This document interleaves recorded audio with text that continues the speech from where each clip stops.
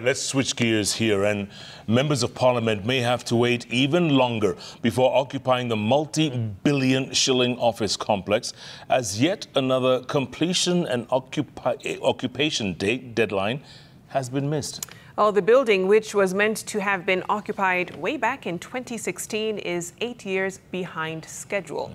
And as Brenda Wanga found out, that goal of finishing the tower remains a moving target. It is one of the buildings that form part of the city's skyline. Bunge Towers is home to soon-to-be offices for the members of both the National Assembly and the Senate. It will also house committee rooms where members will conduct their businesses. Housed here too are luxury amenities that will see legislators work out, get beauty treatment, enjoy meals and drinks. Also included in the package is a tunnel linking their offices with Parliament buildings, ostensibly for the security and comfort of members of Parliament. But MPs have to wait even longer to be able to access and use these facilities in the building, touted as a one-stop shop for Parliament's space needs. The building was meant to have been completed within 3.5 years. Nearly 14 years later, this is the state of the building, still under construction. Citizen TV got exclusive access to the building. Going up. This is the topmost floor. From the lift area, the indicators are that the works here are nearly complete. But a few steps into the spaces and one gets a different picture altogether. This is the heart of the building. This floor will host the security and the surveillance operations for the buildings. It remains just the basic structure as it was left at construction. Security insiders tell us, going by the pace of interior works and the amount of work still undone, this floor may not be habitable anytime soon.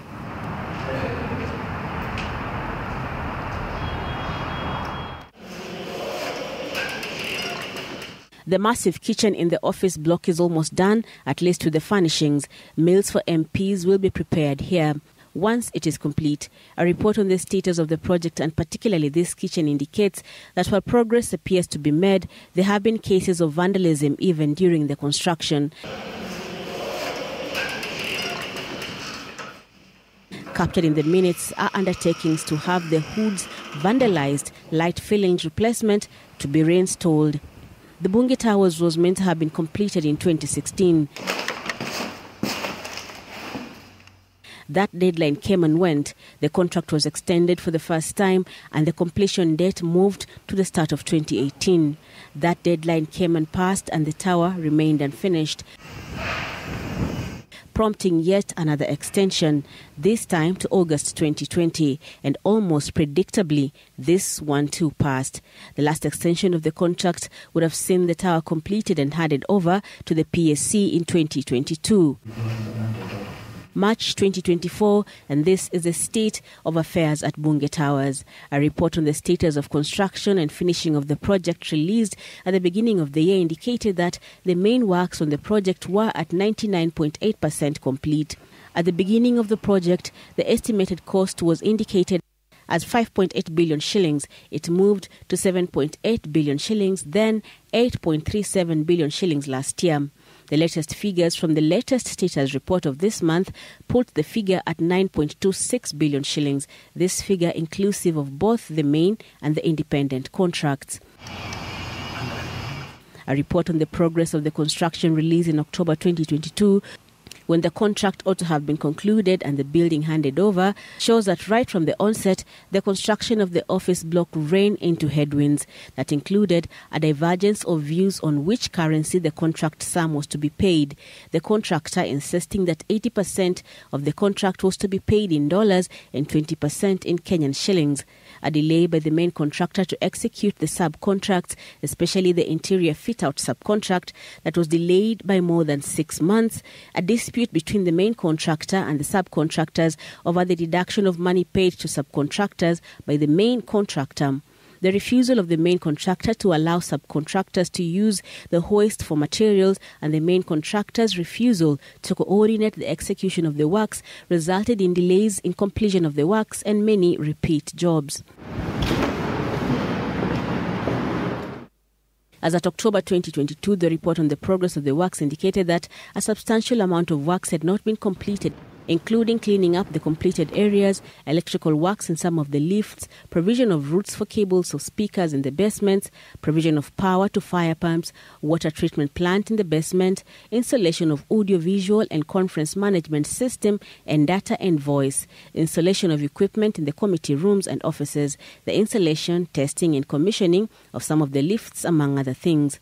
By January this year, the challenges still persisted, notably in the audiovisual sector. Minutes from the meeting on the status of the tower show that the audiovisual, multimedia and conference management systems installation contractor has been absent from site for a long time now. The electrical engineer was tasked to take administrative action against them. The same minutes of January this year indicated that areas like the gym had no pending issues. However, our tour of the facilities found a few exercise bikes placed in an otherwise empty studio. The salon barbershop installation subcontractor reported also show that the salon and barbershop were yet to be fitted with the requisite materials because the subcontractor was unable to procure the material and the fitting. The impact of this being even further delays in completion of the project. The latest report on the progress of the completion of work released this month shows that sections of the works are yet to be completed, and it remains unclear when some, like the audiovisual installations in the committee rooms, are expected to be completed. The status report of early March also indicates that the signage, the artwork, the testing of the kitchen equipment and the LP, gas installation, plumbing and drainage, electrical installation are amongst the works that were projected to fail to meet the deadline set for the 24th of March. The delays in the construction and completion of the complex continue as the PSC chair, who is also the Speaker of the National Assembly, told MPs late last year that the building would remain a construction site until the contractor officially approved its readiness for use. That day appears to be moving farther and farther away if the rate of finishing of works is anything to go by. Sources intimated to Citizen that the tower was set to be opened in April this year. Efforts to get the PSA's leadership to comment on the new projected opening dates and the impact of the delays were unsuccessful. Brenda Wanga, Citizen TV. Great expose there by Brenda.